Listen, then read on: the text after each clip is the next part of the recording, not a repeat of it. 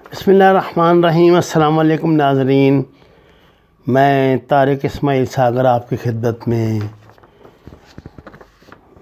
General retired Asad Durrani کی نئی کتاب ہانر امنگ اسپائس کے حوالے سے کچھ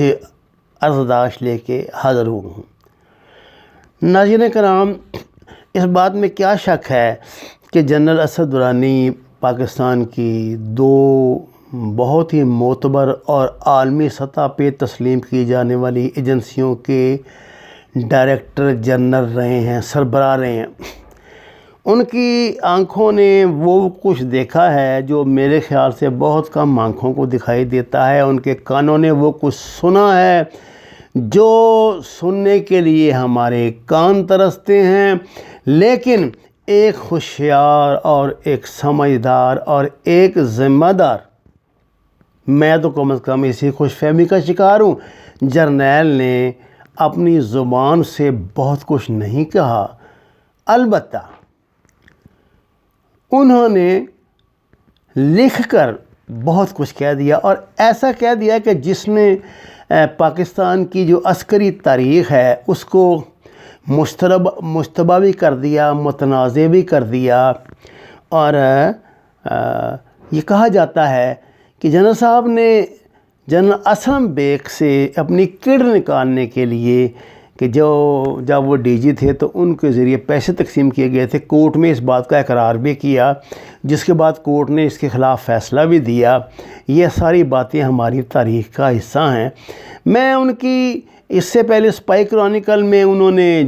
جو امر سنگھ دولت کے ساتھ مل کے جو عراق کے سابق سربراہ کتاب لکھی تھی، اس حوالے سے بڑے سوالات پیدا ہوتے تھے، بہت کچھ ہوتا تھا۔ میں ایک بات کہا کرتا ہوں کہ دیکھیے، کچھ کتابیں ایسی ہوتی ہیں جو کسی کا ذاتی تجربات پہ مشتمل ہوتی ہیں،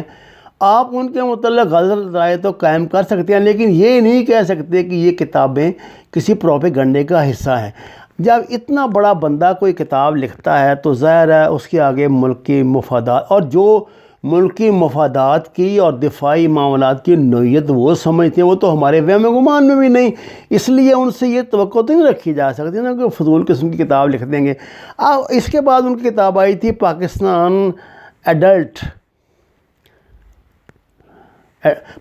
ایڈرفٹ۔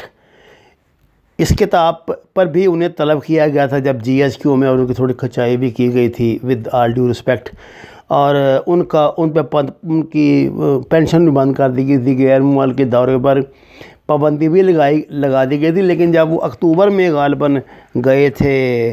اس میں کورٹ میں، اپنا ہائی کورٹ میں، تو ہائی کورٹ نے انہیں بتایا تھا کہ جناب آپ کی تو پینشن پچھلے مارچ سے بحال ہو چکی ہے۔ اچھا جناب، یہ جو تازہ کتاب ہے یہ انہوں نے ایک بڑے ناول کے انداز میں لکھی، جس طرح کی معاف کیجئے میں کہہ سکتا ہوں جس طرح کہ میں لکھا کرتا ہوں۔ مثلاً انہوں نے اس میں جنرل اسلم بیگ کو کرداروں کے نام بدل کے لکھے، لیکن صاف پتہ لگ جاتا ہے کس کردار کی بات کر رہے ہیں۔ انہوں نے جنرل اسلم بیگ کو اکرم مغل لکھا، جنرل باجوہ کو جبار جٹ لکھا، جنرل کیانی کو راجہ رسالو لکھا، جنرل حمید گل کو گل محمد لکھا، فوج کو نیشنل گارڈ لکھا، جی ایچ کیو کو لیئر یعنی کچھار لکھا، جنرل مشرف کو گریز شاہ رخ لکھا، نواز شریف کو این ایس لکھا، نوین شریف، اور عمران خان کو خورشید قادری، اور اپنے دوست امر سنگھ دولت کو رندھیر سنگھ، اور خود کو اسامہ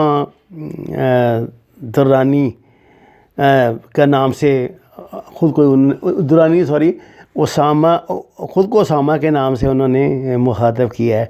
اچھا، اس میں وہ تمام کرداروں کی جو باتیں کرتے ہیں اشارے کنائے میں نہیں کرتے، کھلا کے کرتے ہیں، یہ اس معاملے میں بہت بہادر جرنیل ہیں کہ کسی بات کو خاطر میں نہیں لا رہے، اور وہ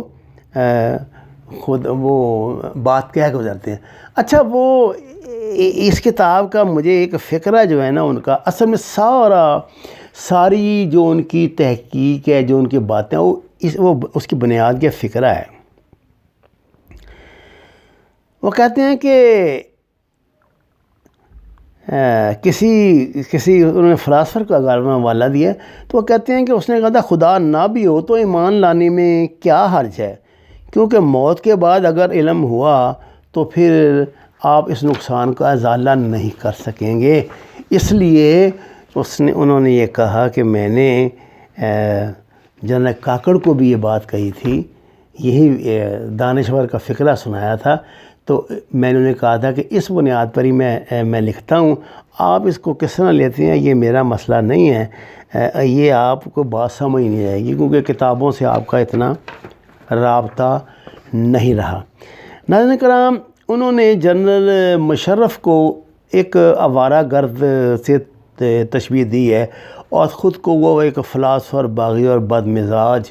جرنیل کہتے ہیں۔ انہوں نے انکشاف کیا ہے کہ جنرل اسلم بیگ جس نے خود کو بڑے وہ صوفی ثناء اللہ بنایا ہوا تھا نا، جنہوں نے کہا تھا کہ اگر وہ چاہتے تو یہ جنرل ضیاء والا جو حادثہ ہوا تھا اس کے بعد کنٹینیوٹی رکھتے ماشاء اللہ کی، اور وہ حالات ایسے تھے کہ ان میں کسی نے کچھ کہنا نہیں تھا، لیکن انہوں نے کہا کہ انہوں نے مجھ سے مشورہ کیا تھا، تو میں نے انہیں کہا کہ جناب والا اب وہ افغانستان والا تو جو ہے نا ٹنٹا وہ تو ہو گیا ختم، یہ غلطی آپ نہ کریں، آپ کی بڑی مہربانی ہے، آپ پر پہلے بھی بڑے گندے بہت گھرانے الزامات لگ چکے ہیں کہ آپ نے وہ جو بنائی تھی IGI بنائی ہوئی تھی، اس میں رقوم تقسیم کی ہیں اور بے نظیر کو ہرانے کے لیے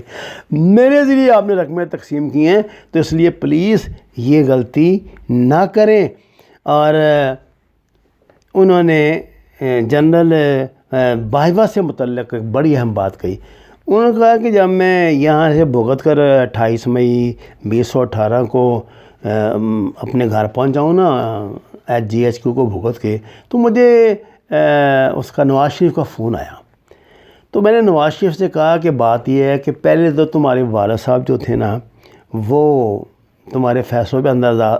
اثر انداز ہوتے تھے، اور اب تمہارے فیصلوں پہ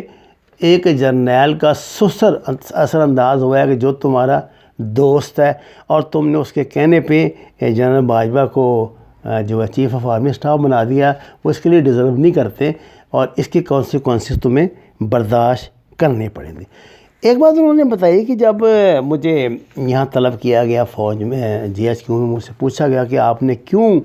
یہ کتاب جو ہے جو کرونیکل اسپائی کرونیکل لکھی تھی یا اس طرح کی باتیں کی تھی، تو انہوں نے کہا کہ یہ کیونکہ جنرل شاہد عزیز نے خاموشی توڑنے کا معاملہ جو ہے وہ طے کر دیا تھا تو میں نے بھی لکھ دی، اور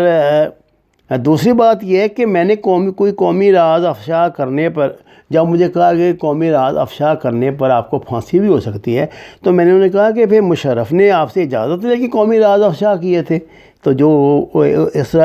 اسی طرح انہوں نے جب حریت کانفرنس کی سرپرستی کے حوالے سے ان سے سوال کیا گیا کہ آپ نے اس کا بھی ایسے انکشاف کر دیا، تو میں نے انہوں نے کہا کہ جنرل مشرف نے اس سے بڑھ کے کئی انکشاف کیے ہیں، انہوں نے تو کئی مشورے بھی دے دیے ہیں، تو آپ یہ بات کیسے کہہ سکتے ہیں کہ میں نے کوئی نئی بات کہہ دی ہے۔ جنرل درانی نے اپنی اس کتاب میں ایک بڑی اہم بات لکھی ہے جو میرے خیال سے ہمیں سمجھ لینی چاہیے۔ انہوں نے کہا ہے کہ اگر مطلب آپ وہ فیصلے کریں گے نا جو آپ کی روایات اور اصولوں سے ہٹ کر ہوں، تو پھر آپ کو ان کے نتائج بھگتنے کے لیے بھی تیار رہنا چاہیے، اور اگر آپ ایک فیصلہ تو کر دیتے ہیں، اس کا نتیجہ پھر آپ ہی نہیں بھگتتے، وہ انسٹیٹیوشن میں بھگتتا ہے۔ مثلا انہوں نے کہا کہ آج کل ان کا یہ بیان ہے یا ان کا دعویٰ ہے کہ جنرل باجوہ سے کور کمانڈروں کی تھوڑی چپکش رہتی ہے، جو اچھی بات نہیں ہے، کیونکہ نواز شریف نے ان کا انتخاب ہی غلط کیا تھا۔ ایک بڑی بات جو سب سے میں اس کتاب میں جس نے مجھے جھنجھوڑ کے رکھ دیا، انہوں نے کہا کہ CIA نے مجھ سے بھی رابطہ کیا تھا، جس طرح جنرل شاہد عزیز سے کیا تھا۔ جنرل شاہد عزیز تو نہ کر دی تھی نا کہ میں نے نہیں آپ کے لیے کام کرنا۔ انہوں نے کہا کہ CIA والوں نے مجھ سے بھی رابطہ کیا، تو میں نے ان کو جواب دینے سے پہلے اپنے دوست امر سنگھ دولت کو، جو راہ کا چیف ہے، اندازہ میں راہ کا چیف ان کا بہترین دوست ہے، اس کے ساتھ مل کے کتاب لکھ رہے ہیں،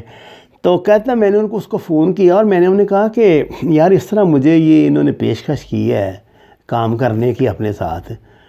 کہنے لگا یہ میرے پاس بھی بھائی آئے تھے، میں نے تو ان کو ڈانٹ دیا، میں نے کہا کہ نہیں بھائی شٹ اپ کال دے دیا کہ آئندہ اس موضوع میں بات نہ کرنا، میں نے تمہارے لیے کام نہیں کرنا۔ جنرل درانی کہتا ہے میں نے ان کو شٹ اپ کال نہیں دی، میں نے ان سے اپنا تعلق بنائے رکھا، کیونکہ اس تعلق کے حوالے سے مجھے ان سے کئی ایسی باتوں کا پتہ لگ جاتا تھا جو میرے لیے جاننا بہت ضروری تھی۔ میری طرف سے جنرل صاحب کے لیے سوال ہے کہ جناب والا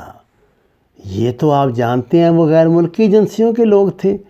یہ تو آپ جانتے ہیں کہ غیر ملکی ایجنسی کے لوگوں سے اپنے ملک کی فوج کے ایک ذمہ دار کا اقرار باللسان، چلیں آپ نے تصدیق بالکل بھی آپ کا اللہ کا معاملہ ہے، اقرار باللسان بھی کر لیا تو یہ غداری ہے، ملک سے غداری ہے سیدھی سیدھی۔ اب آپ اس کا اقرار کر رہے ہیں اور اس بات کا دعویٰ آپ کیسے کر رہے ہیں کہ